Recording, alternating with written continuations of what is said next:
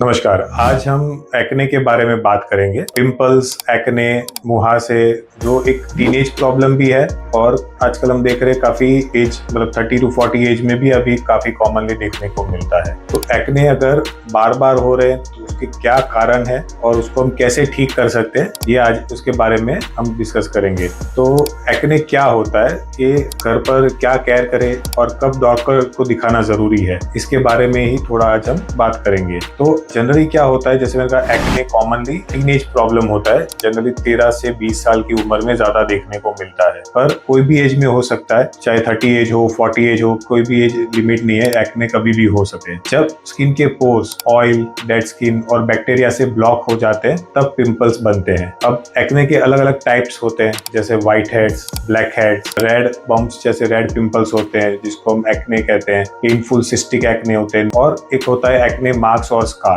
जब एक्ने ठीक नहीं होते तो वो स्कार्स निशान छोड़ के भी जाते हैं। जो अब इसके कारण है, सबसे पहले हम इसके कारण के बारे में बात करेंगे। तो जो है एक्सेस ऑयल प्रोडक्शन। टीनेज की स्किन में ऑयल प्रोडक्शन ज्यादा बंद होता है, जिसकी वजह से ये टीनेज में एक्ने ज्यादा देखने को मिलते हैं। तो रीजंस है जैसे पीसीओएस, प्यूबर्टी, स्ट्रेस पीरियड्स होता है, नींद नहीं हो पाती है, डाइट अनहेल्दी होता है, और इसके पीछे ज्यादातर लोग क्या करते हैं, heavy creams, oily makeup, harsh scrubbing, ये सारी चीजें एक्ने को और वर्सन करता है। High sugar food, junk food, नींद अच्छे से ना हो, स्ट्रेस, ये सब भी ट्रिगर करता है। जेनेटिक्स भी एक बहुत बड़ा फैक्टर है। जैसे अगर फैमिली हिस्ट्री है तो चांसेस ज्यादा होते हैं। अगर पेरेंट्स को ये एज में पिंपल्स हुए हैं तो बच्चों में ये होने के चांसेस बढ़ जाते हैं। अब हम इसमें क्या केयर करें और क्या ध्यान रखें वो हम देखेंगे। जैसे होता है जेंटल फेस वॉश, दिन में 2 बार करें, ऑयल फ्री मॉइस्चराइजर यूज करें, सनस्क्रीन रोज लगाएं, पिलो कवर क्लीन करें, ज्यादा पानी पिए और नींद अच्छे से करें। क्या नहीं करना है, तो जैसे पिंपल्स को दबाना नहीं है, बार बार फेस टच मत करो या हार्श स्क्रब्स अवॉइड करो, और